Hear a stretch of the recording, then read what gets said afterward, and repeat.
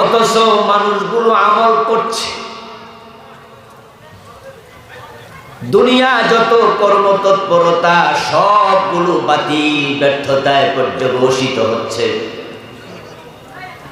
ওই মানুষগুলোর খবর নবী মুহাম্মদকে দেওয়ার জন্য আল্লাহ বলতেছেন, আমি আপনাদের কাছে জানতে চাই ওই ব্যর্থ মানুষগুলোর খবর আমাদেরও জানা দরকার আছে না? কেন জানবেন? আপনি জানবেন এই কারণে, আপনার নাম যদি সে ব্যর্থদের তালিকায় থাকে, আপনি এখন বুঝতে পারেন, জানতে পারেন এখনো তাওবা করে সফলদের তালিকায় যাওয়ার সুযোগ আছে না? কিন্তু যারা আল্লাহ তাআলার সামনে হাজির হওয়ার পরে বুঝতে পারবে তাদের আমলগুলো কবুল হয় নাই, তারা ব্যর্থ। আল্লাহর সামনে ধরা খাওয়ার পরে তারা বুঝবে তারা আজকে ব্যর্থ। সেদিন বুঝে কোনো লাভ আর নেই। আল্লাহ না করুন নিজের অজান্তেও যদি ওই ব্যর্থদের তালিকায় আপনার আমার নাম থেকে যায়, উপায় নেই। ব্যর্থ মানুষ আল্লাহর সামনে চিৎকার দিয়ে কাঁদবে। রাসূলুল্লাহ সাল্লাল্লাহু আলাইহি ওয়াসাল্লাম বলেছেন, তাদের চোখ থেকে এত বেশি পরিমাণ পানি বের হবে, মনে হবে তারা নালার পানির মতো চোখের পানি ছাড়ছে। আল্লাহ তাআলা কোরআন মাজিদে বলছেন, যখন তারা দেখবে তাদের আমলনামা এই খালি কাগজের মতো, একটা নেকিও নাই, তখন তারা আল্লাহ তাআলার কাছে বলবে, প্রভু আমরা তো নামাজ পড়েছি, রোজা রেখেছি, মসজিদে মাসে 500 টাকা চাঁদা দিয়েছি, পাড়া মহল্লায় কোরআনের মাহফিল হতো, রাত 12টা পর্যন্ত 1টা পর্যন্ত তাফসীর মাহফিলে তীর্থের কাকের মতো চেয়ে চেয়ে তাফসীর শুনেছি। ও আমার রব, আমার নামাজের ফজিলত কই, সওয়াব কই? যখন বছর শেষ হতো, কড়ায় গন্ডায় পাই টু পাই হিসাব করে করে যাকাত দিয়েছি। হুজুররা তো মাহফিলগুলোতে বলেছে 1 টাকা দান করলে কমপক্ষে 10 টাকার সওয়াব হয়, আমারটা কই? আল্লাহ তাআলা বলবেন, বান্দা তুই কি সূরাতুল কাহফের 103 নাম্বার আয়াত 4 নাম্বার আয়াত তেলাওয়াত করস নাই, তাফসীর করস নাই, বুঝস নাই? আমি তো সেখানে বলেছি কিছু মানুষ আমল করার পরও ক্ষতিগ্রস্ত হবে, তোর নামটা তো তাদের তালিকায় ঢুকে গেছে। তোর কোনো আমল কবুল হয় নাই, সব বাদ। তখন ব্যক্তি চিৎকার দিয়ে কি বলবে? আল্লাহ তাআলা কোরআনে বলেন, তারা বলবে, ফালাউ আন্না লানা কাররাতান ফানাকুনা মিনাল মুমিনিন। ও আমার রব, আমার দুনিয়ায় আরেকবারের জন্য পাঠাও, আমি ভালো মুমিন হইয়া ফিরে আসবো, আর ব্যর্থদের তালিকায় নাম থাকবে না। ওয়ালাউ আন্না লানা কাররাতান আই মাররাতান ওয়াহিদা, একবারের জন্য আমারে পাঠাও, ফানাকুনা মিনাল মুমিনিন, আমি মুমিনদের কাতারে নাম ঢুকায় আসব। আমার আল্লাহ তখন বলবেন, সময় আর নাই, খুযুহু ফাগুল্লুহু সুম্মাল জাহিম সাল্লু। তোরে 50, 60, 100 বছর হায়াত দিয়েছি, আলাম নাজআল লাহু আইনাইন ওয়া লিসানান ওয়া শাফাতাইন ওয়া হাদাইনাহু নাজদাইন। আমি কি তোরে চোখ দেই নাই? এই চোখ দিয়ে কোরআন পড়লে তো তুই দেখতি কারা কারা ব্যর্থ। আমি তোকে আকল দিয়েছি, ঠোঁট দিয়েছি, তোকে আমি সত্য মিথ্যা বুঝার মতো ক্ষমতাও দিয়েছি। ونفس وما سواها فألهمها فجورها وتقواها। তুই 80 বছর, 70 বছর, 50 বছরে বুঝস নাই, আজকে আবার যেতে চাস, কোনো সুযোগ আর নাই। ও ফেরেশতারা তাকে ধর, খুদুহু তাকে ধর। ফাগুল্লুহু জাহান্নামের বেড়ি পড়ায়া দে, হাতের মাঝে পায়ের মাঝে শিকল লাগায়া, সুম্মাল জাহিমা সাল্লুহু জাহান্নামের মাঝখানে ফেলে দে। লোকটা সেদিন বুঝবে, কিন্তু বুঝে কোনো লাভ আজকে আর নাই। قال النبي صلى الله عليه وسلم أهل النار يبكون في النار فتسيل الدموع كأنها جداول। ওই ব্যক্তিকে জাহান্নামে ফেলে দেওয়ার পরও সে জাহান্নামের মাঝে গিয়ে চিৎকার দিয়ে কাঁদতে থাকবে, ওয়ালাউ আন্না লানা কাররাতান, একবারের জন্য যদি পাঠাইতারো, একবারের জন্য পাঠাইলে ভালো হয়ে যেত। তার চোখ থেকে এত বেশি পানি বের হবে, মনে হবে একটা নালা প্রবাহিত হয়েছে। ফাতানকাতিউ দুমূ ফাতাসিলু দিমা ফাতাকাররাহাল উয়ুন। কানতে কানতে চোখের পানি শেষ হয়ে যাবে, চোখ থেকে রক্ত প্রবাহিত থাকবে, এমন বেশি রক্ত প্রবাহিত হবে, চোখ ক্ষত বিক্ষত হয়ে যাবে, কান্না শেষ হবে না। সে আল্লাহ তাআলাকে ডেকে কি বলবে? জাহান্নামে যাওয়ার পর আল্লাহ তাআলা বলছেন, সে বলবে রব্বানা আখরিজনা মিনহা ফাইন উদনা ফাইন্না যালিমুন।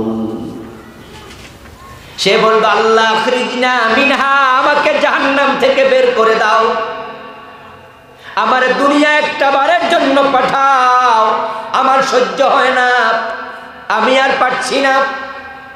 ফাইন উদনা ফাইন্না যালিমুন। আমি যদি দুনিয়া যাওয়ার পরে আবার আগের মতো ইয়াবা ব্যবসা করি, আগের মতো হারাম খাই, আগের মতো পীরের পায়ে সেজদা দেই, আগের মতো তোমার আইনের বিরোধিতা করি, ব্যর্থ হওয়ার জন্য যে কারণগুলো ছিল ওই কারণ যদি আমি আবার সংগঠিত করি, ফাইন্না যালিমুন, তাহলে আমি ঘোষণা দিয়ে গেলাম আমি বড় জালেম, আমার তুমি যা মনে চা তাই করো, কিন্তু একটা বারের জন্য আমার দুনিয়ায় পাঠাও। আপনাদের কাছে একটু জানতে চাই, এই আবেদন কি মঞ্জুর হবে? কথা বলুন না। দুনিয়ায় পাঠানো হবে, কোনো সম্ভাবনা আছে? তাফসীরে জালালাইন প্রণেতা বলেন, সে 40 বছর লাগাতার চিৎকার দেবে, 40 বছর জাহান্নামের আগুনে পড়ে চিৎকার দেবে, বারবার বলবে আমারে বের করো, বের করো, বের করো। 40 বছর যাওয়ার পর আল্লাহ তার কথায় সাড়া দেবেন। 40 বছর চিৎকার দেওয়ার পরে আল্লাহ জবাব দেবেন, জবাব দিয়ে বলবেন ওয়াকালু ফিহা ওয়ালা তুকাল্লিমুন। 40 বছর পরে আল্লাহ বলবেন, লাঞ্ছিত হয়ে জাহান্নামে পড়ে থাক, তোর সাথে আমার কোনো কথা নাই। জবাব তো দেবেন, কিন্তু পজিটিভ না নেগেটিভ, তোর সাথে আমার কোনো কথাই নাই, তোকে বুঝার সময় দিয়েছিলাম তখন বুঝোস নাই, বুঝছস তো নৌকা ডুবাইয়া বুঝছস।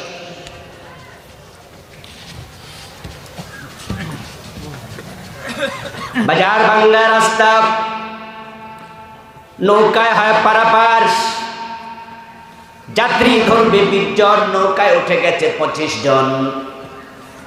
নৌকা ডুবু ডুবু টইটম্বুর অবস্থা, মাঝি বলে হাতে দড়ি পায়ে দড়ি, আর কেউ ওঠো না, নৌকাটা ডুবে যাবে। এক ঘাটতারা আইসা কয়, এতজন তুলছ ডুবে না, আমি উঠলে ডুববো, সর বেটা, কইয়ে লাভ মারছে। ওই নৌকায় উঠতে দেরি আর ডুবতে দেরি নাই। মাঝি কয় কইছি না, ওই ঘাটতারা কয় এখন না বুঝছি। কই বুঝলি রে, তবে আমাদের ডুবাইয়া আল্লাহর সামনে হাজির হয়ে ডুবাইয়া অনেকে বুঝবে, সেদিন কাঁদবে, কিন্তু চোখের পানির এক আনা দামও।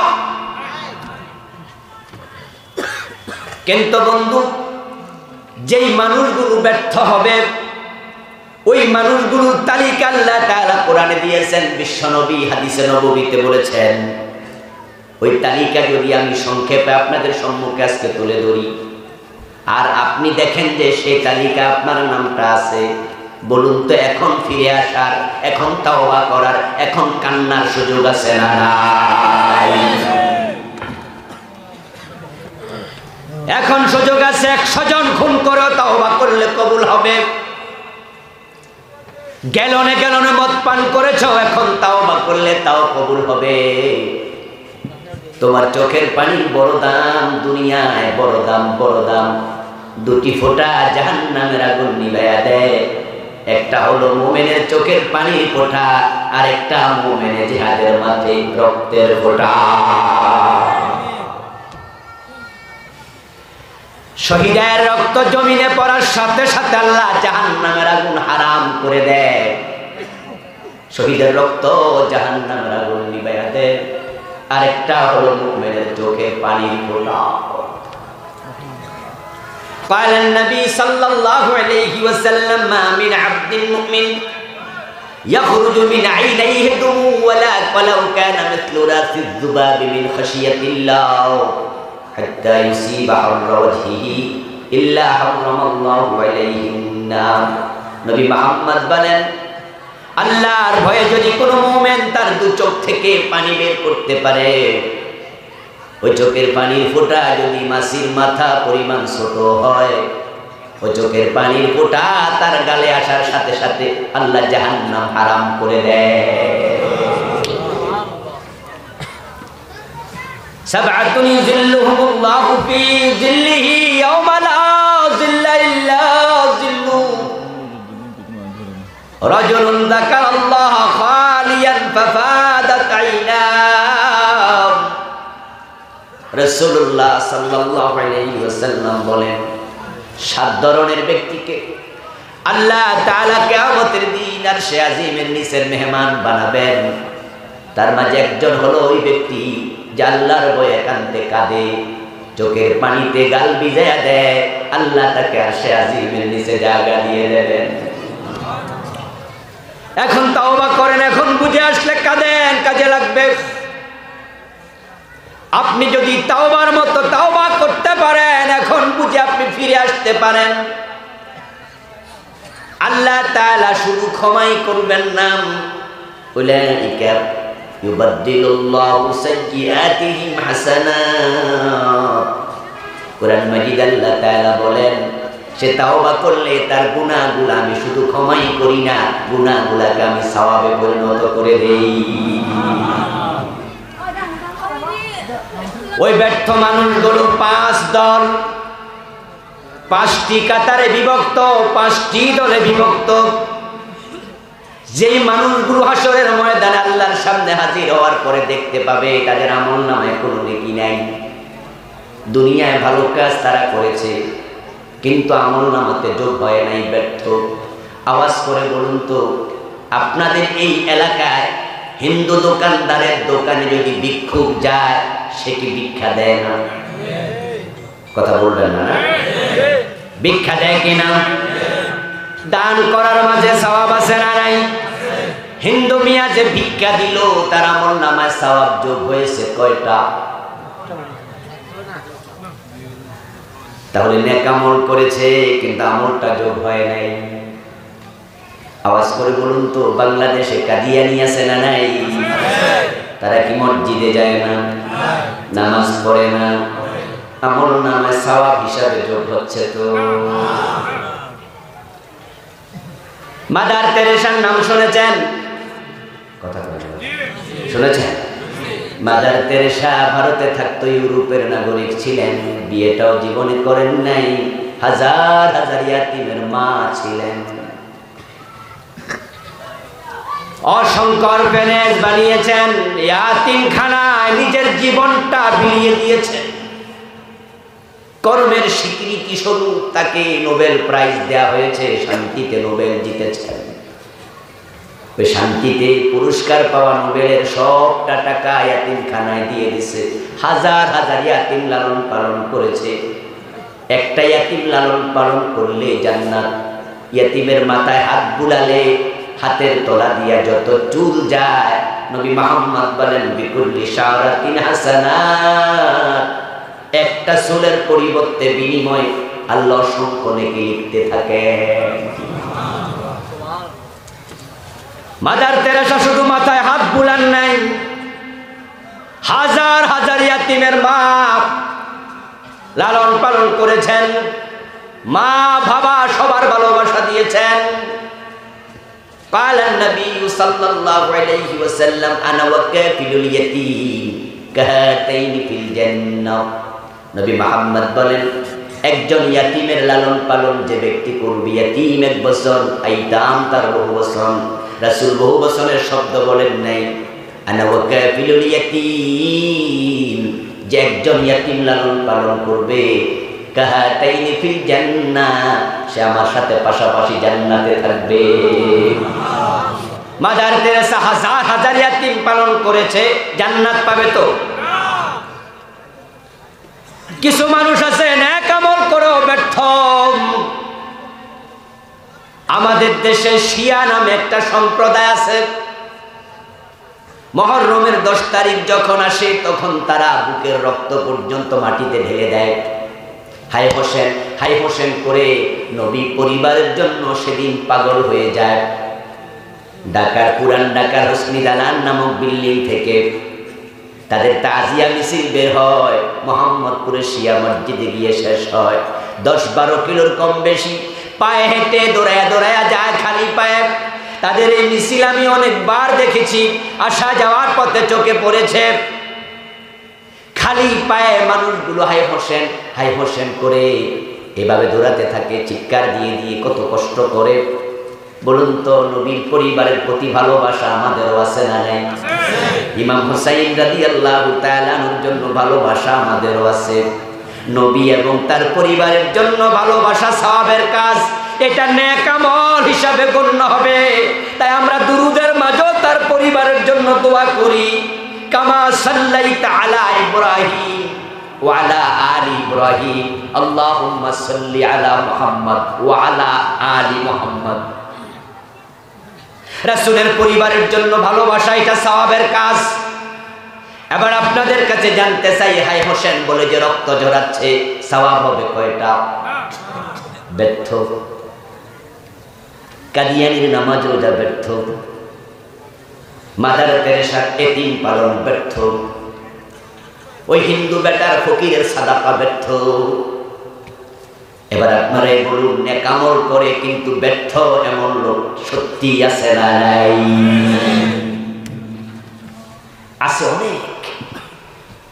قل هل ننبئكم بالأخسرين أعمالا, ও নবী আপনি বলে দিন, আমলের দিক থেকে ক্ষতিগ্রস্ত, আমল করার পরেও ক্ষতিতে পড়ে গেছে, আমি তাদের খবর দেব নাকি?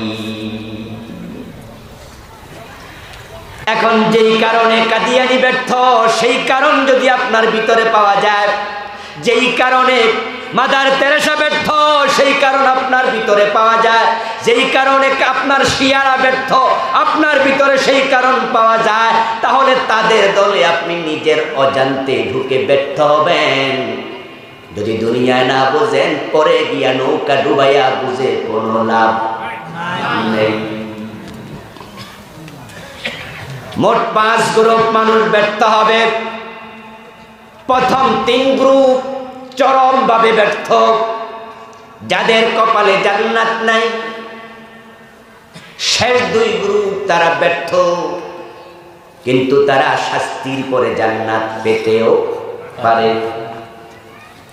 প্রথম 3 গ্রুপ হলো 1 নাম্বার কাফের, 2 নাম্বার মুশরিক, 3 নাম্বার মুনাফিক। এই 3 কাতারে যারা আছে, কাফের মুশরিক মুনাফিকের কপালে জান্নাত নেই। ইন্নাল্লাযীনা কাফারু মিন আহলিল কিতাবি ওয়াল মুশরিকিনা ফী নারি জাহান্নাম খালিদিনা ফীহা উলাইকা হুম শাররুল বারিয়াহ। আল্লাহ বলছেন, নিশ্চয় যারা কুফরি করবে, যারা শিরক করবে, তারা জাহান্নামে যাবে এবং চিরকাল জাহান্নামে থাকবে। কাফের কোনদিন জান্নাত পাবে না। মুশরিক জান্নাত পাবে না, মুনাফিক যে ইতিকাদি মুনাফিক সেও জান্নাত পাবে না, বরং মুনাফিকের অবস্থান হবে জাহান্নামে, কাফেরেরও নিচে। আর দুই গ্রুপ মানুষ যাদের ঈমান থাকবে কিন্তু আমলগুলো কবুল হবে না, হাসরের ময়দানে আল্লাহর সামনে গিয়ে তারা দেখতে পাবে আমল নাই, কবুল হয় নাই। প্রথম গ্রুপ হলো যারা হারাম খায়, যাদের হারাম আছে আমলে, পেটে, কাজে, পোশাকে, ওই ব্যক্তি নামাজ পড়ুক, এই নামাজগুলো কবুল হবে না। قال النبي صلى الله عليه وسلم من اشترى ثوبا ب10 دراهم فيه درهم حرام لم يقبل الله له صلاته ما دام عليه। আল্লাহর হাবিব সাল্লাল্লাহু আলাইহি ওয়াসাল্লাম বলেন, যদি কেউ 10 দিরহাম, 20 দিরহাম, 100 দিরহাম দিয়ে একটি কাপড় কিনে, ওই কাপড়ে 1 টাকা হারাম ঢুকে যায়, 99 টাকা হালাল হইয়াও আর লাভ নাই। ওই কাপড় পরে যতই নামাজ পড়ুক আর কবুল হবে না। এই হলো 4 নাম্বার গ্রুপ, যারা হারাম খায়। 5 নাম্বার হলো যারা বেদআতি। ইন্নাল্লাহা লা ইয়াকবালু লিসাহিবি বিদআতিন সালাতান ওয়ালা যাকাতান ওয়ালা হাজ্জান ওয়ালা উমরাতান ওয়ালা সারফান ওয়ালা আদলা ওয়ালা তাওবা হাত্তা ইয়াদা বিদআতাহু ওয়া ইয়াখরুজুনা মিনাদ দ্বীন কামা তাখরুজু শাওরাতু মিনাল আজীন। আল্লাহ বেদাতির নামাজ কবুল করেন না, রোজা কবুল করেন না, হজ কবুল করেন না, যাকাত কবুল করেন না। ইভেন বেদাত যদি না ছাড়ে তার তাওবাটাও কবুল করেন না। কি রে গরম লাগতেছে, বুঝেন তো না? ফ্যান নেই, হাত পাকা নেই, না ফ্যান সমস্যা, ফ্যান আওয়াজ বেশি, হাত পাকা নিয়ে আসে। আমার ভাইয়েরা, তাহলে আপনারা আবার আমার সাথে কথা বলতে হবে। ব্যর্থ মানুষ কয় দল? 3 দল। ওয়াজ মাঠে রেখে দেন না, বাড়িতে কথা বলতে হবে। বলুন দেখি, ব্যর্থ মানুষ কয় দল? 5 দল। 3 দলের আমও নাই, সালাও নাই, ঈমানও নাই, আমলও নাই। 1 নাম্বার কাফের। এখন কাফেরকে আমাদের দেশের মানুষ, এখানে আছে একটি দ্বিধার, এখানে মানুষ কনফিউজ। তারা মনে করে হিন্দু, বৌদ্ধ, খ্রিস্টান তারা হলো কাফের, আমরা যারা কালেমা পড়ি আমরা হলাম মুসলমান। আমি বলবো আপনি ভুল করেছেন, কারণ আব্দুল্লাহ ইবনে উবাই যে মুনাফিকদের নেতা, সে কালেমা পড়েছিল বিশ্ব নবীর হাতে। কালেমা পড়লে মুসলমান হওয়া যায় না, তবে মুসলমান হওয়ার জন্য কালেমা পড়তেই হবে। এই কোরআন মাজিদের যখন পূর্ণাঙ্গ বঙ্গানুবাদ করেছেন ভাই গিরিশচন্দ্র সেন, লা ইলাহা ইল্লাল্লাহ, এই কালেমা পড়ে নাই। কথা বলো না, পড়ে নাই। অনুবাদ করার সময় পড়ে নাই, লিখে নাই, বারবার মুখে উচ্চারণ করে নাই, বারবার গবেষণা করছে, লিখেছে, পড়েছে, বুঝেছে, কিন্তু মুমিন হতে পারে নাই। কারণ ঈমানের যে দাবি, ওই দাবি আদায়ের চিন্তাটাই মাথায় ছিল না। আব্দুল্লাহ ইবনে উবাই কালেমা পড়েছে বিশ্বনবী মুহাম্মদুর রাসূলুল্লাহ সাল্লাল্লাহু আলাইহি সাল্লামের হাতে হাত রেখে, কিন্তু মুমিন হতে পারে নাই। মুমিন মানে আল্লাহকে জানি, আল্লাহকে মানি, এটা নয়। মক্কার যে মুশরিক ছিল তারাও আল্লাহকে জানতো, তারাও আল্লাহকে মানতো, বিপদে পড়লে দোয়া করত, আল্লাহ আল্লাহ বলে চিৎকার দিত। আল্লাহ তাআলা কোরআনে বলেন, লা ইন সাআলতাহুম মান খালাকাস সামাওয়াতি ওয়াল আরদ লা ইয়াকুলুন্নাল্লাহ। ও নবী, যদি আপনি মক্কার মুশরিকদেরকে প্রশ্ন করেন আকাশ জমিন কে বানাইছে, লা ইয়াকুলুন্নাল্লাহ, তারা বলবে আকাশ জমিন বানাইছে আল্লাহ। তারা বলবে না লাত মানাত উজ্জা বানাইছে, তারাও বলবে আল্লাহ বানাইছে। তারা আল্লাহরে চিনে, কিন্তু তারা মুশরিক, তারা কাফের। যদি আপনি প্রশ্ন করেন আল্লাহ যদি আকাশ এবং জমিন বানিয়ে থাকেন, তোমরা লাতের কাছে মাথাটা নত কেন করো? উজ্জার কাছে কেন যাও? হবলের কাছে কেন যাও? ইয়াসাব নাইলার কাছে কেন যাও? তখন তারা জবাব কি দেবে? আমি আল্লাহ আপনাকে বলে দেই, তারা বলবে মা না'বুদুহুম ইল্লা লিয়ুকাররিবুনা ইলাল্লাহি যুলফা। তারা জবাবে বলবে এই ছোট ছোট দেবতাগুলো আমাদেরকে আল্লাহর কাছে কিয়ামতের দিন নিয়ে যাবে, সুপারিশ করে তরাইয়া দেবে। ঠিক বাংলাদেশে পীরের পায়ে যারা সিজদা দেয় তাদের মতো আকীদা, কোনো পার্থক্য নাই, কোনো পার্থক্য নাই। মক্কার কাফেররা লাত মানাত উজ্জাকে আল্লাহ মনে করতো না, বরং তাদের আকীদা লিয়ুকাররিবুনা ইলাল্লাহ, এই দেবতাগুলো আমাদেরকে আল্লাহর কাছে নিয়ে যাবে। তাহলে বোঝা গেল দেবতাগুলো আল্লাহ না, আল্লাহর কাছে নেয়ার মাধ্যম। ঠিক পীরের পায়ে যারা সিজদা দেয় তারা কেউ পীরকে আল্লাহ বলে করে না, বরং তারাও বলে হাসরের দিন আল্লাহর কাছে সুপারিশ করবে। ঠিক না? এজন্য আমরা পীরের পায়ে সিজদা দিয়া হুজুরকে খুশি করতেছি। হুজুর খুশি হলে আমরা তরাইয়া যাবো। আছেন আমার মুক্তার, আছেন আমার ব্যারিস্টার, সেই বিচারের হাইকোর্টে তিনি আমায় করবেন। মক্কার মুশরিকরা কখনো বলেনি আল্লাহরে মানি না। আল্লাহকে মানার পরও তারা মুশরিক। কেন মুশরিক একটু পরে বলছি। কোনো তাড়াহুড়া নাই তো? তাড়াহুড়া থাকলে আমার আছে, আমি যাওয়া লাগবে দূরে। আমার বন্ধু, আল্লাহর হাবিবের জন্মের 50 দিন পূর্বে আব্রাহা এসেছিল কাবা ভাঙ্গার জন্য অনেকগুলো হাতি নিয়ে। একজন রাখালের মাধ্যমে আব্দুল মুত্তালিব খবর পাইছে মিনা এবং মুজদালিফার কর্নারে আল ওয়াদি আল মুহাসসার নামক জায়গায় যখন হাতিগুলো বসে গেল, আব্রাহা ঘোষণা দিল তোমরা রাখালদের কাছ থেকে ছাগল বকরি ছিনিয়ে এনে জবাই করে করে খাও, অসুবিধা নেই, খাদ্য শেষ হয়েছে, কি আসে যায়। আব্দুল মুত্তালিবের রাখাল থেকে কয়টা ছাগল কেড়ে নিয়ে গেল। রাখাল জিজ্ঞাসা করলো তোমরা কারা? তারা জবাব দেয় আমরা আব্রাহার লোক। আব্রাহার লোক আবার মক্কার সীমানায় কেন? তোমরা তো ইয়ামান থাকো। বলে হ্যাঁ, আমরা কাবা ভাঙতে এসেছি।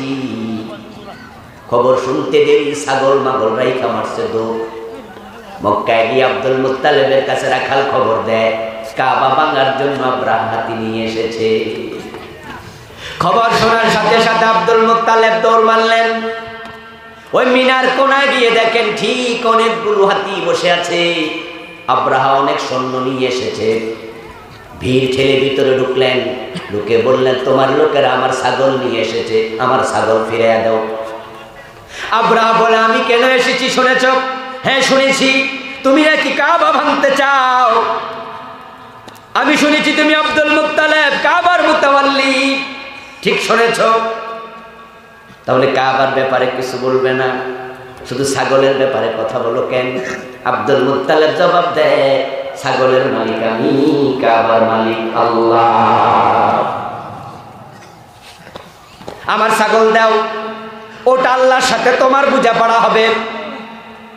ছাগল যেই কয়টা ছিল ফিরে নিয়ে মক্কায় চলে গেল। 10 জন ছেলে ছিল, সবাই নিয়ে বসলো, পরামর্শ করলো কি করা যায়। কাবা তো ভেঙে ফেলবে আব্রাহা। সন্তানরা পরামর্শ দেয় বাবা যখন কাবা ভাঙবে আমরা প্রতিরোধ করে তুলব না, কারণ আমাদেরকে হত্যা করে কাবা ভাঙলে পরে কাবা বানাবে কে? বরং চলো আমরা একবার সাফা পাহাড়ের চূড়ায় গিয়ে দাঁড়াইয়া থাকি, সেখানে বসে বসে দাঁড়াইয়া দাঁড়াইয়া দেখবো আব্রাহা কেমনে কাবা ভাঙে, কাবার মালিক কেমনে কাবা বাসায়। আব্রাহা বলল পরামর্শ চমৎকার, তবে আজকেও আক্রমণ হতে পারে, তার দেরি নয়, চলো কাবার মালিকের কাছে কাবা সঁপে দেই। সন্তানদেরকে সাথে নিয়ে কাবার গিলাফ জড়াইয়া ধরে আব্দুল মুত্তালিব দোয়া শুরু করছে। তাফসীরে কাশফ, তাফসীরে বাইজাবি, তাফসীরে ইবনে কাসীর, তিনও মুফাসসির সূরা ফিলের ব্যাখ্যা আব্দুল মুত্তালিবের দোয়াটা নকল করেছেন। আব্দুল মুত্তালিব দোয়া করে, আল্লাহুম্মা ইন্নাল আবদা ইয়ামনাউ রিহলাহু ফামনা রিহালা ইয়া রাব্বি লা আরজু লাহু সিওয়াকা ইয়া রাব্বি ফামনা মিনহুম হিমাকা।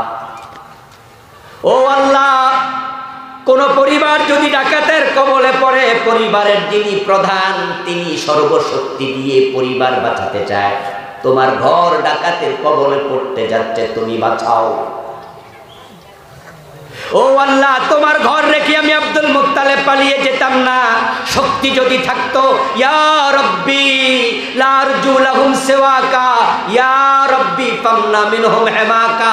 ও আমার রব, তোমার ঘর তুমি বাঁচাও, তোমার শক্তির অভাব নাই, আমার কোনো শক্তি নাই। কাবার গিলাফ জড়াইয়া ধরে ধরে আল্লাহরে ডাকে, রবকে ডাকে। কিন্তু বলুন তো, আব্দুল মুত্তালিব কি মুমিন না মুশরিক? আল্লাহরে মানে না তা নয়, আল্লাহরেও ডাকে, রব বলে রব। কিন্তু আব্দুল মুত্তালিবের নেতৃত্বে কাবার ভিতরে বাইরে 360টা মূর্তি আছে। ঠিক আপনি মসজিদের মুতাওয়াল্লি, মসজিদে যাই আল্লাহকে ডাকেন, আল্লাহর আইনে চলবেন, কোনো আপত্তি নাই। কিন্তু আদালতে, সংসদ ভবনে, গণভবনে আল্লাহর কথা বললে উল্টা আপনি মৌলবাদী বলে, রাজাকার বলে গালি দিয়া দেন। আপনি মসজিদে গিয়ে আল্লাহকে ডাকেন, মসজিদের বাহিরে আল্লাহওয়ালাকে মামলা দিয়া জেলে ঢুকাইয়া দেন। আপনি মসজিদে গিয়ে কোরআন তেলাওয়াত করে করে নামাজ পড়েন, মসজিদের বাহিরে মাঠে ময়দানে এই কোরআনের তাফসীর যে করে তার দর্শনের মামলা দিয়া ফাঁসি দেওয়ার পরিকল্পনা করে। কি ভেবেছেন আপনি? আপনি মসজিদের মুতাওয়াল্লি, আল্লাহ বেহেশত দিয়ে দেবে। আপনি কোন মসজিদের মুতাওয়াল্লি? বাইতুল মুকাররম আল ফালাহ মসজিদ, জামিয়াতুল ফালাহ মসজিদের মুতাওয়াল্লি, সভাপতি। আর আব্দুল মুত্তালিব ছিল কাবার সভাপতি, কাবার মুতাওয়াল্লি। আল্লাহকে মানি না, মক্কার মুশরিকরা কথা বলতো না, তারা আল্লাহকে মানতো, কিন্তু আল্লাহর সাথে আবার অন্যকেও শামিল করত। যারা কাফের তারা আল্লাহকে মানি না কখনো বলেনি। কাদিয়ানি কোনোদিন এই কথা বলেন আল্লাহকে মানি না, বরং দিনে 5 বার নামাজে গিয়া কাদিয়ানিরা সেজদা দেয় কাকে? আপনাদের কাছে আমি জানতে চাই বন্ধু, বলুন তো, শয়তান মুমিন না মুশরিক কাফের? শয়তান মুমিন না কাফের? সন্দেহ আছে? আবা ওয়াস্তাকবারা ওয়া কানা মিনাল কাফিরিন। আল্লাহর ঘোষণা, সে কাফের হয়ে গেছে। তাহলে এবার একটু সাহস করে বলুন তো, শয়তান মুমিন না কাফের? এই শয়তান যে কাফের, সে কোনোদিন কইছে নাকি আমি আল্লাহরে মানি না? একদিনও কয় নাই। বরং জান্নাতের সীমা থেকে আল্লাহ শয়তানকে যখন বের করে দিলেন, তিনি বললেন ফাখরুজ মিনহা ফাইন্নাকা রাজিম, তুই অভিশপ্ত, তুই বেরিয়ে যা জান্নাতের সীমা থেকে। শয়তান জান্নাতের সীমা থেকে বের হইয়া আল্লাহর কাছে দোয়া শুরু করছে, রব্বি ফাউজিরনি ইলা ইয়াউমি ইউবাসুন, ও আমার রব, আমারে কিয়ামত পর্যন্ত হায়াত দাও। আল্লাহ কই তুই কাফের, শয়তান কো আমার রব। আল্লাহরে কয় না আমি আপনারে মানি না, বরং আল্লাহর কাছে আরো দোয়া করে আমারে কিয়ামত পর্যন্ত হায়াত দেন। আল্লাহ কয় যা করে কিয়ামত পর্যন্ত হায়াত দিলাম। শয়তান চায় কার কাছে? কথা বলতে হবে, কার কাছে চায়? আল্লাহরে না মানলে চায় নাকি? এবং সে বলেছে রব্বি, ও আমার রব। আব্দুল মুত্তালিব বলেছে রব্বি, আমার রব। তারপর আল্লাহ কয় শয়তান তুই কাফের। তাহলে বোঝা গেল আল্লাহর রব বললে আর আলহামদুলিল্লাহ সূরা পড়লে মুমিন হওয়া যায় না। মুমিন হওয়ার জন্য কিছু শর্ত শারায়েত আছে না নাই? রাসূলের 50 আবু তালেব রাসূলকে সহযোগিতা করেছেন 42 বছর। 8 বছর বয়সে রাসূল কোলে উঠেছেন, রাসূলকে বুকে আগলিয়ে রেখেছেন 42টা বছর। বিশ্বনবীর ইন্তেকাল হয়, আপনার আবু তালেবের ইন্তেকাল যখন হয়, নবী মুহাম্মদের বয়স তখন 50। চাচাকে তিনি ভালোবাসতেন খুব, চাচাও ভালোবাসতেন খুব, একজন আরেকজনকে আলাদা করে থাকেন নাই। নবুয়তের ৭ম সনে ৩ বছর জেল খেটেছেন রাসূল, ১০ম সন পর্যন্ত আবু তালেব নবী মুহাম্মদকে ভাতিজাকে তিনি আলাদা রাখে নাই, স্বেচ্ছায় আবু তালেবও জেল খাটছে। কিন্তু মরার সময় বালিশের পাশে বসে আবু তালেবকে নবী মুহাম্মদ বলে, কুল লা ইলাহা ইল্লাল্লাহ কালিমাতান আশহাদ লাকা বিহা ইনদাল্লাহ, একটাবার কালেমা পড়ো চাচা, আমি তোমার দায়িত্ব নিলাম। চাচা কয়, না ভাতিজা, কালেমা পড়মু না। ওয়া কানা আখিরু কালামিহি কাল্লামাহুম হুয়া আলা মিল্লাতি আব্দুল মুত্তালিব। আবু তালেবের শেষ কথা ছিল, আমি আমার বাবার ধর্মের উপরে মরে গেলাম, তোর ধর্ম নিলাম না। আওয়াজ করে বলুন তো, এই আবু তালেব মুমিন না কাফের? জোরে বলেন না ভাই, মুমিন না কাফের?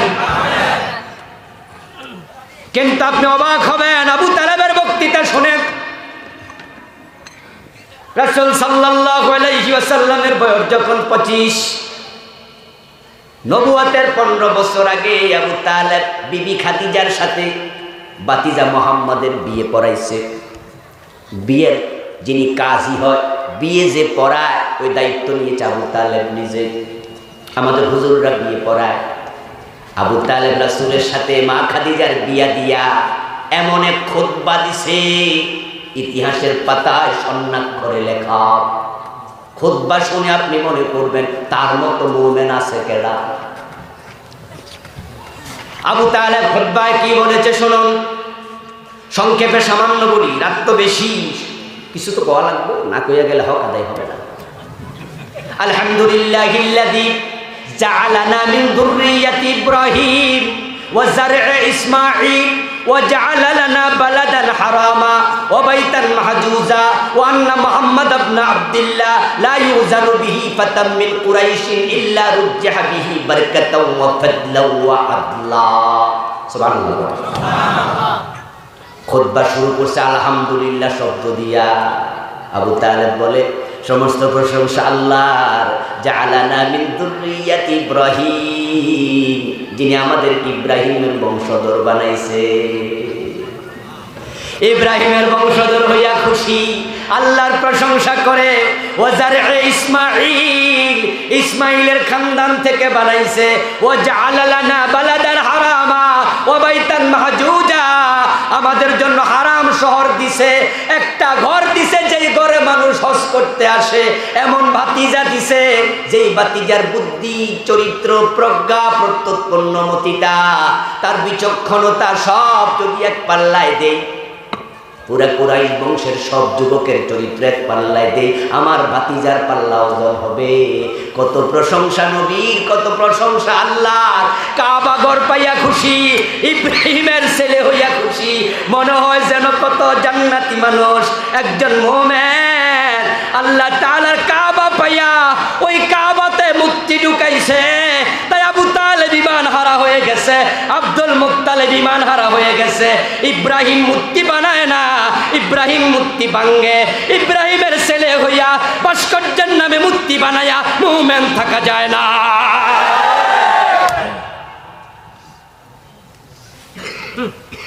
আবু তালেব ইব্রাহিমের সন্তান হইয়া খুশি, আর বাপ বেটা মিলা 360টা ঢুকাইছে।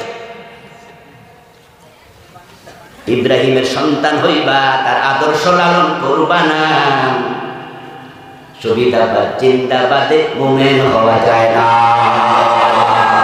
স্বার্থের কাছে আসলে রিজকে বলি দিবা, এটা হতে পারে না। সত্যের কাছে নিজেকে সঁপে দেয়া যাবে না, কোরআন এবং সুন্নাহর কাছে সঁপে দিতে হবে। আবু তালেব কাফের, আল্লাহকে আল্লাহ বলে ডাকে।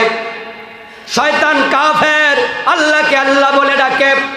কাদিয়ানি কাফের, আল্লাহকে আল্লাহ বলে ডাকে, 5 ওয়াক্ত নামাজও পড়ে। এখন এবার জানুন কাদিয়ানি কেন কাফের? তারা কোরআনের সবটা মানে, কিন্তু 4টা অক্ষর মানে না। খা আলিফ তা মিম খাতামান নবিয়্যিন। তারা বিশ্ব নবীকে শ্রেষ্ঠ নবী মানে, শ্রেষ্ঠ রাসূল মানে, কিন্তু শেষ নবী হজ মানে, যাকাত মানে, রোজা মানে, নামাজ মানে, টুপি মানে, দাড়ি মানে, পাজামা মানে, পাগড়ি মানে, মেসওয়াক মানে, সব মানে, শুধু শেষ নবী। এই চারটা অক্ষর না মানার কারণে কাদিয়ানীদের ঈমান আছে না গেছে? আওয়াজ করে বলুন তো, তারা হাশরের ময়দানে সফল না ব্যর্থ? এই কোরআন এমন এক কিতাব, বিসমিল্লাহর বা থেকে মিনাল জিন্নাতি ওয়ান নাসের সিন পর্যন্ত যদি একটা হরফও কেউ না মানে তার ঈমান থাকবে না। এখন আপনারা আমার সামনে যারা বসে আছেন তার মাঝে এমন অনেক আছে যারা কোরআনের ডজন ডজন হরফ মানে না। এই দেশে লাখ লাখ নামাজি পাওয়া যায়, কোরআনের ডজন ডজন আয়াত মানে না, কিন্তু নামাজ পড়ে, রোজা রাখে, হজও করেছে। কাদিয়ানী কয়টা মানে না? চারটা অক্ষর। আমি একটা ছোট্ট উদাহরণ দিলে বুঝবেন। যেমন কোরআন মাজিদ আল্লাহ তাআলা বলেছেন আলা লাহুল খালকু ওয়াল আমর, এখানে অক্ষর আছে 15টা।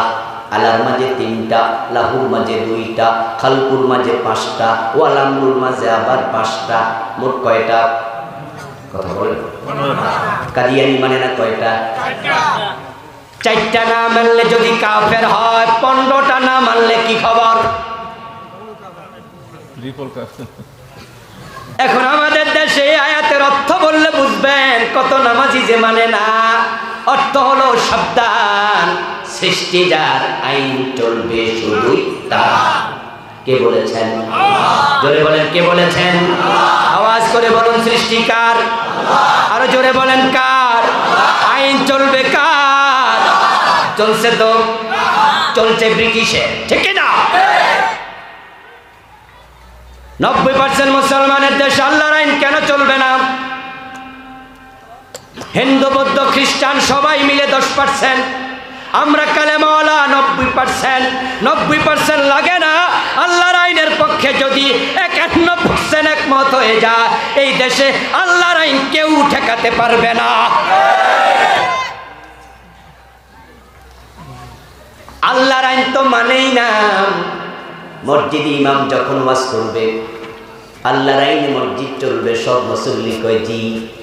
যখনই বলবে আল্লাহর আইনে সংসদ বল চলবে, তখন কিছু মুসল্লির চেহারা কালো হয়ে যায়। তারা ওনার ওয়াজের মাঝে রাজনীতির গন্ধ তালাশ করে। শয়তান ছিল জিন জাতির অন্তর্ভুক্ত। সে ইবাদত করতে করতে করতে করতে ফেরেশতাদের ওস্তাদ হয়ে গেছে। হাজার হাজার বছর ইবাদত করেছে। কিন্তু বলুন তো, সে যে কাফের হলো, আল্লাহর কয়টা আইন মানে নাই? মাশাআল্লাহ। আরেকবার বলেন, কয়টা মানে নাই? আদমকে সিজদা করো, সে মানলো না, তার ঈমানটা নাই। এবার আপনাদের কাছে একটু জানবো, আপনারা দয়া করে জবাব দেন, চোর ধরে হাত কাটো, এই আইন কোরআনে আছে না নাই? 50 বছর মানছেন কয়বার? জানা করলে পাথর মারো, অবিবাহিত হলে 100 বেত লাগাও, এমন আইন কোরআনে আছে না নাই? 50 বছরে মানছেন কয়বার? মদ পান করলে 80 বেত লাগাও, এমন আইন হাদিসে আছে না নাই? 50 বছরে মানছেন কয়বার? শয়তান মানে নাই কয়টা? আর বাংলাদেশের মুসলমানরা মানে না কয়টা?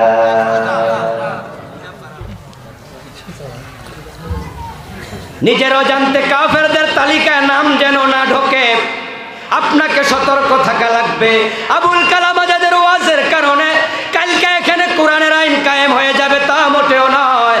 কবে হবে আমরা জানি না, হতে পারে নাও হতে পারে। হোক আর না হোক, আমরা কোরআনের আইনের পক্ষে জন্যই কথা বলি, আমরা ঈমান হারা হতে চাই না।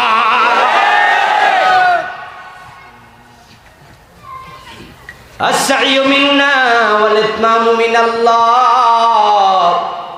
চেষ্টার মালিক আমরা, সফলতার মালিক আল্লাহ। ঈসা আলাইহিস সালাম জমিনে আসবেন কিয়ামতের আগে, অসংখ্য হাদিস আছে না নাই? ঈসা আসার পরে দাজ্জাল খতম হবে। এই জমিনে আবার কোরআনের আইন চালু হবে। তাম পৃথিবীতে 1 ইঞ্চি জায়গা থাকবে না যেখানে কালেমার পতাকা উড়বে না। তামাম দুনিয়ায় কালেমার পতাকা তলে আসবে। আমরা ফাউন্ডেশনের কাজটা শুরু করেছি। ইসলামের প্রাসাদ আবার পূর্ণতা লাভ করবে। কাফের তো সে যে আল্লাহর একটাই মানার ক্ষেত্রে দ্বিধাগ্রস্ত হয়, মানি না বললে তো উপায় নাই, যদি বলে মানব কি মানব না, তার ঈমানও থাকবে না। ফালা ওয়া রাব্বিক লা ইউমিনুনা হাত্তা ইউহাক্কিমুকা ফীমা শাজারা বাইনাহুম সুম্মা লা ইয়াজিদু ফী আনফুসিহিম হারাজা। সুবহানাল্লাহ। আল মুমিনু কাল জামালি নানিফ হাইথুমা কিদা ইয়ানকাদ। মুমিন হয়ে মরতে চাও, কুফরি থেকে বাঁচতে চাও, রাসূলুল্লাহ বলেন ওই ওটের মতো হও যে ওটের নাকের ভিতরে মালিক রশি ঢুকাইয়া দিছে। নাকের ভিতরে রশি ঢুকানো স্বাধীন না পরাধীন? মন মতো চলে না, মালিকের টান মতো। যদি না চলে, না থাকবে না, ছিঁড়ে যাবে। মুমিন হওয়ার পরে আমি আল্লাহর আইন একটা অস্বীকার করবা, ঈমান থাকবে না। এই দেশের লোকেরা ডজন ডজন আয়াত মানে নাম, আস-সারিকু ওয়াস-সারিকাতু ফাকতাউ আইদিয়াহুমা, কত বিধান স্বীকার করে বসে আছে। তোমার রব বলে চোর ধরে হাত কাটো, তুমি ব্রিটিশ আইন কেন মানো? ব্রিটিশ আইন দিয়ে গেছে চোর ধরে জেলে দাও, আল্লাহ আইন দিছে চোর ধরে হাত কেটে দাও। 90% মুসলমান আল্লাহরটা মানো না, ব্রিটিশেরটা মানো। তো ব্রিটিশেরটা মাইনা আল্লাহর গোলাম থাকলা কেমনে? ব্যর্থদের কাতারে যাওয়া যাবে না। প্রথম ব্যর্থ কাফের, দ্বিতীয় ব্যর্থ হলো মুশরিক। যারা শিরকে লিপ্ত হয় তারাই মুশরিক হয়ে যায়। বাংলাদেশে শিরকের মতো গুনাহ আর একটাও হয় না। যত গুনাহ বাংলাদেশে আছে প্রায় সব গুনাহ হয় গোপনে। যারা মদ পান করে ঘরের দরজা বন্ধ করে করে, যারা জেনা করে তারা লুকায়া করে, যারা দুধে পানি মিশায় তারাও লুকায়া লুকায়া মিশায়, যারা চুরি করে ডানে বামে আগে তাকায়া দেখে কেউ দেখলো কিনা, গোপনে চুরি করে, অপরাধ হয় গোপনে সব। কিন্তু শিরিক নামক মারাত্মক অপরাধ, ওই জঘন্য অপরাধ হয় প্রকাশ্যে। মাজারগুলোতে গিয়ে দেখো দিনে দুপুরে শিরিক চলছে।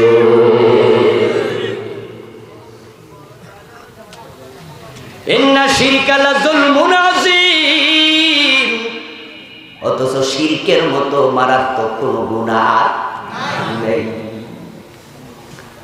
মান ইউশরিক বিল্লাহি ফাকাদ হারামাল্লাহু আলাইহিল জান্নাহ, যে ব্যক্তি শিরক করবে আল্লাহ কোরআনে বলেন তার জন্য জান্নাত হারাম। ইন্নাল্লাহা লা ইয়াগফিরু আন ইউশরাকা বিহি, কোরআনে আল্লাহ বলেন শিরক করলে ক্ষমা নাই। ওয়া ইয়াগফিরু মা দুনা যালিকা লিমান ইয়াশা, শিরক ছাড়ার যত গুনাহ আছে আল্লাহ চাইলে ক্ষমা করবে, কিন্তু শিরকের ক্ষমা নেই। ইব্রাহিম নবী জান্নাতি, বাবা আজর জাহান্নামী, বাঁচাতে পারবে না। নূহ আলাইহিস সালাম জান্নাতি, কেনান জাহান্নামী, নবী ছেলেরে বাঁচাতে পারবে না। এখন বাংলাদেশে শিরক বন্যার পানির মতো। বর্ষাকালে যখন পানি কেউ খোঁজে তখন পানি পাওয়া যায় নদীতে, সাগরে, খালে, বিলে, পুকুরে, ডোবাতে, এভরিহোয়ার পানি পাওয়া যায়। এখন বাংলাদেশের গ্রামে গঞ্জে, শহরে, নগরে শিরক তেমনই পাওয়া যায়। আলোচনা লম্বা হয়ে যাবে তাই আর করলাম না। এ নিয়ে আমি একটি বই লিখেছি, বাংলাদেশে চলমান 29টা লিখছি। একটা করলে খবর আছে, 29টা চলছে। আপনি হয়তো জানেনই না আপনি মুশরিক। একটু আওয়াজ করে বলুন তো, দিল থেকে বুঝে শুনে বলবেন। না জেনে বিষ খাইলে অসুবিধা আছে না নাই? কথা কয় না কেন? অসুবিধা আছে না নাই? আপনি আল্লাহর কাছে হাজির হয়ে দেখবেন আপনার আমল নামায় শিরিক। যখন বদের আমল নামায় শিরিক থাকে, নেক খালি হয়। শিরিক এমন এক অপরাধ, লাইন আশরাকতা লা ইয়াহবাতান্না আমালুক ওয়া লা তাকুনান্না মিনাল খাসিরিন। শিরিক করার সাথে সাথে নেকের পাল্লায় যত নেক ছিল 1 সেকেন্ডে সব ডিলিট। এই যে মোবাইল, আমার মোবাইলে 1850 মতো নাম্বার সেভ আছে, একটু বেশি হবে, গুগলে সেভ করলে অনেক করা যায়। আমার বাচ্চার হাতে যদি দিই, মোবাইল টিপতে টিপতে এমন একটা অপশনে গেল যেখানে লেখা আছে ডিলেট অল, আছে না? যারা মোবাইল ছাড়া তারা জানে। আচ্ছা, ওখানে যদি পোলা টাইপ টিপ মেরা দেয়, 1 সেকেন্ড লাগবে, সব শেষ। আল্লাহ কোরআনে কয়েক জায়গায় বলছেন, এক জায়গায় বলছেন ওয়ালা ওয়াশাকু, যদি তারা শিরক করে লাহাবাতা আনহুম মা কানু ইয়ামালুন, শিরক করার সাথে সাথে আগের জীবনে যত নেক আমল করেছে সব 1 সেকেন্ডে শেষ। এই শিরক এখন চলছে একবারে অ্যাভেলেবেল। হাসতে হাসতে খেলতে খেলতে মুশরিক হয়ে যায়। কত কামেল মাদ্রাসার প্রিন্সিপাল মুশরিক, মুহাদ্দিস মুশরিক, অবাক হবেন। বিশাল মাদ্রাসার প্রিন্সিপাল আকীদা লালন করতেছে, রাসূল গায়েব জানে, পীর সাহেব গায়েব জানে। যদি কোনো ব্যক্তি মনে করে আল্লাহ ছাড়া কেউ গায়েব জানে, সাথে সাথে মুশরিক। গায়েবের মালিক একমাত্র কে? কুল লা ইয়ালামু মান ফিস সামাওয়াতি ওয়াল আরদিল গায়বা ইল্লাল্লাহ। ও নবী, আপনি বলে দিন আকাশ এবং জমিনে, আপনি নবী ঘোষণা করে দেন আল্লাহ ছাড়া কেউ গায়েব জানে না। আর বলে বেড়াচ্ছে রাসূল গায়েব জানে। মেরাজ থেকে ফিরে আসার পরে বিশ্ব নবীকে মুতঈম ইবনে আদি কাবার হাতিমে দাঁড়ায়া প্রশ্ন করেছিল, বাতিজা, গত রাতে যদি মসজিদ আকসায় গিয়ে থাকো, যদি আমরা এটা বিশ্বাস করি না, নাউযুবিল্লাহ, তাদের ধারণা মসজিদে হারাম